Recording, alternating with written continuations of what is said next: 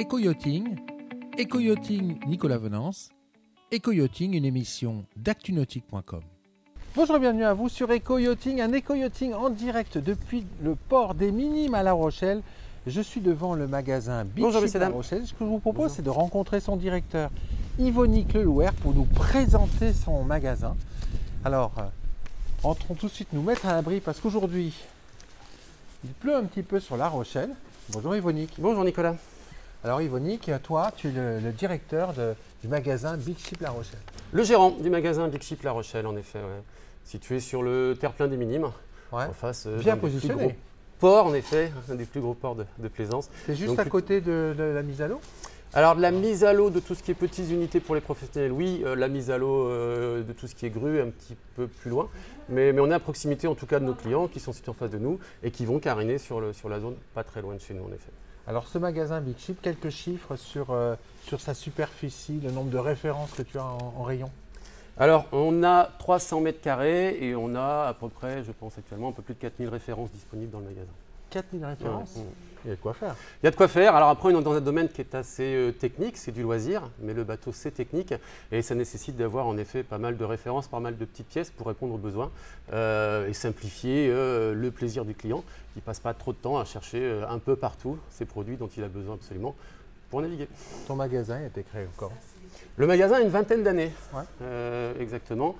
Magasin qui a été créé par souhait de la centrale à une époque, de posséder sur la zone de La Rochelle, dont elle est assez proche, un magasin pour être présent, un magasin pilote et un magasin pour répondre aux besoins des clients sur la zone et aussi avoir quelques informations et quelques retours sur le fonctionnement d'un magasin pour la centrale d'achat, site internet, qui a besoin de connaître un petit peu les envies des clients et de pouvoir y répondre. Magasin pilote, en fait dans ton magasin, la centrale Big Ship teste les nouvelles références, j'imagine la nouvelle façon d'organiser un magasin. Oui, alors c'est ça l'idée du magasin pilote, c'est en effet de faire des essais, essais-erreurs parfois, mais essais quoi qu'il en soit, et de tester des références, de tester des concepts, que ce soit l'organisation du magasin telle qu'elle est là, les gondoles et tout ce qui peut en découler sur le système informatique, sur l'approvisionnement. Donc en effet, le magasin est là pour ça. Alors pas que, mais pour ça aussi, oui. Pas que. Toi, tu as des spécialisations dans ton magasin? Parce que là, on est samedi matin. Dehors, c'est pas le grand ciel bleu, il pleut, il y a du vent. Mais en fait, il y a toute la matinée, il y a toujours un ou deux clients qui ont des besoins très spécifiques et notamment des skippers. Des skippers, oui, on voit un petit peu alors des propriétaires de bateaux à titre personnel, mais aussi des gens qui sont là pour tout ce qui est convoyage ou pour tout ce qui est vente et approvisionnement, armement, comme on dit, d'un nouveau bateau. Donc c'est vrai qu'on a un flux assez régulier sur des produits qui sont des produits parfois un petit peu simples, mais c'est encore une fois assez technique. Donc ça nécessite une certaine connaissance qu'on essaye d'avoir, on essaye de répondre. Et c'est vrai que le client vient chercher ça chez nous, tout à fait. Il s'organise comment ton magasin? On va prendre un peu m'accompagner, on va prendre un peu de recul, avoir une vision globale du magasin. Comment il s'organise ton magasin? On a les fameux univers qui répondent aux différents besoins. C'est vrai que l'un des univers les plus importants dans le nautisme, ça reste la sécurité. Ouais. Point important, point crucial. C'est là-bas, ce sera au fond. On y va? Ouais, on peut démarrer comme ça si tu veux. Donc la sécurité, tout ce qui est gilet et associé, tout ce qui est nécessaire, il y a une liste du matériel nécessaire à bord d'un bateau en fonction de sa catégorie de navigation, la distance à l'éloignement. Voilà, donc ici, là. Voilà. Donc ça, c'est toute la partie sécurité qui est un point prépondérant. On est là sur du besoin et on peut avoir en effet le souhait du client d'avoir un certain confort, un certain type de produit, la recherche d'une marque par exemple, Spinlock, Plastimo. On peut juste avoir besoin de répondre à une règle et de prendre que des gilets mousse comme on a là. Ouais. Et donc ça nécessite et ça explique en fait le nombre de références qu'on peut avoir dans notre type de magasin sur lequel il faut un petit peu toute la catégorie de produits entre celui qui veut juste répondre à la règle et celui qui veut un petit peu de confort ou se faire plaisir parce qu'il y a ça aussi. Alors si on va au fond du magasin, tu as quoi là-bas? Fond du magasin, c'est plutôt la partie technique, si l'on peut dire, la partie carénage, la partie entretien. Ouais. Parce qu'un bateau, ça s'use même si on ne s'en sert pas. Ah oui. Et il faut l'entretenir, que ce soit sur nettoyer, comme on nettoie sa voiture ou sa maison, avec des produits spécifiques. Parce que le bateau a la particularité d'être assez sensible à certains produits. Et ce qui est valide à la maison ne l'est pas forcément sur le bateau. Il faut faire attention. Et après, tout ce qui est la partie carénage, parce qu'on n'échappe pas à cette partie-là chez nous.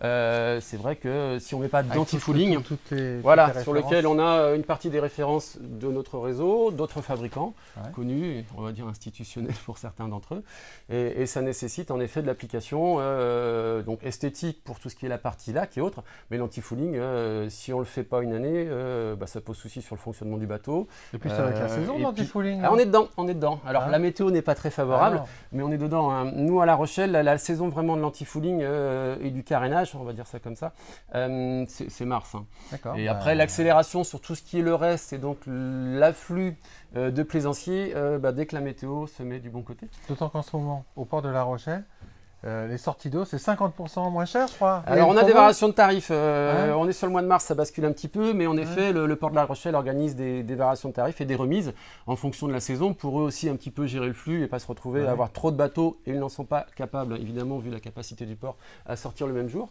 Donc, il y a des tarifs en effet dégressifs, tout à fait. Alors là-bas, on a quoi? Tout ce qui est… Alors, on a un petit peu tout ce qui est la partie visserie, parce que pour fixer les différentes pièces, on a des charnières, on a des cadenas. On retrouve de l'autre côté la partie stratification pour l'entretien, j'allais dire courant, mais souvent cette partie-là, c'est plutôt lié à un accident malencontreux. Quand on fait un peu de mastic, quand on fait du gel coat, c'est que ça ne s'est pas tout à fait passé comme prévu, en effet. C'était pas prévu. En visserie, tu as quand même… beaucoup de références. Oui, on a pas mal de références en visserie, inox obligatoirement, et c'est vrai que, on y revient, beaucoup de références, beaucoup de produits, et chacune n'a pas forcément la même taille que l'autre. Donc il faut avoir un petit peu de stock là-dessus. Livrer un matériel qu'on ne peut pas monter n'a pas vraiment d'intérêt pour le client. Pas d'intérêt. Et alors là, on a la vie à bord. La vie à bord, oui, tout ce qui est un petit peu le confort, avoir des toilettes, c'est important, des toilettes à bord, avoir tout ce qui est… déjà des modèles en stock, disponibles. Tout ce qui est eau de l'autre côté, les groupes d'eau, avoir de l'eau froide, de l'eau chaude, et puis avoir aussi, un petit peu comme à la maison, le gaz. Le café le matin, c'est un minimum, la quiche quand on peut, c'est plutôt sympa. Oui, quand même. Là, on passe dans la mécanique ici. La mécanique pure, tout à fait. Mécanique pure, on retrouve quand même sur le fond les anodes, mais là on est sur de la mécanique. Mécanique ici, tout ce qui est pièces d'entretien courant, les filtres, les bougies, les anodes. Et là, tu as tous les choix possibles et imaginables. Ouais, pour répondre aussi à la demande. Il y a beaucoup de bateaux français, pas seulement, mais au fil du temps, on se rend compte que ça nécessite là aussi d'avoir pas mal de stock. Il y a un peu d'historique sur le territoire français, sur les bateaux. Il y a un beau parc. Il y a un beau parc, il y a de tout, Alors là, on est toujours dans le moteur et l'équipement. Plutôt dans le moteur ici, oui, clairement. Tout ce qui est protection pour le moteur, mais tout ce qui est direction, tout ce qui est pièces de remorque aussi, puisque une partie de notre clientèle a le bonheur d'avoir des bateaux transportables, du semi-rigide beaucoup, et ça lui permet de mettre à l'eau, alors en face de nous quand la cale est ouverte en effet, et ils ont besoin de ces petites pièces pour fonctionner de façon saine. Et puis là, c'est tout ce qui est huile et lubrifiant. L'huile, tout ce qui est aussi traitement, parce qu'on a nécessité sur l'hivernage ou sur la saison on navigue pas, de préserver le circuit moteur, alors que ça soit justement avec un traitement diesel, que ça soit avec la partie traitement sel, parce qu'en effet, si on ne fait pas attention, on peut avoir un peu de corrosion même à l'intérieur des circuits. Donc on a des produits pour éviter cela. Si le bateau ne navigue pas de façon régulière, il faut le faire. Il y a tout ce qu'il faut là. Alors si on poursuit notre visite, là tu as tout ce qui est électricité et navigation. Oui, alors caché un petit peu par les annexes que j'ai par là, mais en effet, tout ce qui est électricité à bord des bateaux, le 12 volts essentiellement, mais beaucoup de pièces de fonctionnement courant. L'électricité à bord, c'est devenu prépondérant maintenant. On rejoint un petit peu le confort sur ce qui était parti là, mais on rejoint la sécurité aussi de l'autre côté, voir et être vu. Voir et être vu. Donc là, navigation dans cette partie-là. On retourne sur la partie électronique et navigation. Donc ça veut dire quoi? Tout ce qui est GPS, sondeur aussi, VHF qui sont des produits de plus en plus courants. Avoir un téléphone à bord, c'est une bonne solution, mais ça ne permet pas d'appeler le bateau situé juste à côté de vous si vous ne le connaissez pas. Et si vous avez un souci, celui qui est le plus proche qui va aider tout de suite. Exactement, et c'est là où j'en arrivais, on est d'accord. La VHF permet d'appeler et d'être secouru ou de secourir celui qui est juste à côté. Pas forcément pour un problème grave, une panne moteur c'est courant. On est quand même assez content de se faire ramener au port. Et partie cartographie, on a encore les cartes. Hop. Parce que c'est tellement pratique une carte papier, quand même. C'est quand même pratique. Moi, je suis assez fan, mais c'est une question de point de vue. On se rend compte quand même à l'usage que beaucoup des plaisanciers aiment avoir un petit peu de carte papier. Ouais. Par l'usage, maintenant, ils n'ont pas besoin d'en avoir autant, mais c'est toujours plaisant de pouvoir tracer, faire sa route, la regarder sur le papier. Surtout la préparer à l'avance chez soi. Exact. Marquer sa carte et ensuite, quand on est sur son bateau avec son logiciel, c'est pas pareil, mais là... C'est pas la même chose, ça permet maintenant les nouveaux systèmes de le faire aussi, hein, pour être franc, mais surtout, cette partie-là est aussi intéressante, hein. C'est une partie qu'on fait nous justement sur la préparation, on va dire, d'avant-saison, discuter avec le client et voir justement la préparation des futures navigations. Certains d'entre eux n'iront pas plus loin que l'île d'Aix et le Fort Boyard, hein, réputé et incontournable, pas de sortie à La Rochelle sans le Fort Boyard, mais certains d'entre eux vont aller plus loin, l'Espagne, le Portugal, remonter sur Brest ou les Scilly, voire plus loin. Ou tout à l'heure, on a quelqu'un qui partait en Pologne. Oui, alors ouais, on a la chance d'avoir ici en fait une clientèle vraiment étrangère, pas seulement des propriétaires du port de La Rochelle, de par la livraison de grosses unités sur le port, des mises à l'eau qui sont faites pour les chantiers Fontaine, Dufour, Lagoon, Bali, Hamel, qui est quand même un des incontournables situé à proximité, qui est juste en face de chez nous. Et l'un des clients qui était là il y a peu lui part avec son bateau Hamel dans le nord de l'Europe. Donc on discute, on échange. Ça, c'est une partie intéressante de notre travail parce qu'il y a la partie technique, il y a la partie commerciale, il ne faut pas se le cacher, le magasin est là pour ça. Mais le vrai intérêt et le vrai plus qu'on a, nous, dans notre travail, c'est d'être dans le loisir. Dans la passion, on la voit, l'accompagnement et les échanges avec les clients sur leurs projets, soit pour les écouter, parce que c'est intéressant aussi, soit pour les conseiller, si nécessaire. Et cette phase de cartographie, de préparation en avant, même pour eux, est déjà une façon de partir. On a des guides qui sont les guides Nimrey ou les pilotes côtiers, qui permettent d'être déjà rendus aux Antilles, alors qu'on est encore à La Rochelle, au mois de mars et qu'il pleut. Alors là-bas, on a tout ce qui est voile. Hein. Alors après, voilà, le port de La Rochelle est quand même, alors pas que, mais il y a quand même une grosse partie de clients, de propriétaires de bateaux à voile, mais pas que. Là, tu as un énorme rayon voile. Alors énorme, tout se discute, mais plutôt un beau rayon en effet, qui correspond à la clientèle voilier. Hein. Donc c'est vrai que tout ce qui est partie manie, tout ce qui est partie taquet, poulie, qui sont des pièces vraiment nécessaires, utiles pour les voiliers, on les retrouve ici. Et après tout ce qui est la partie drisse, cordage, amarrage. Le boot, comme on dit. Le boot. J'ai même une corde, je crois. Mais bon.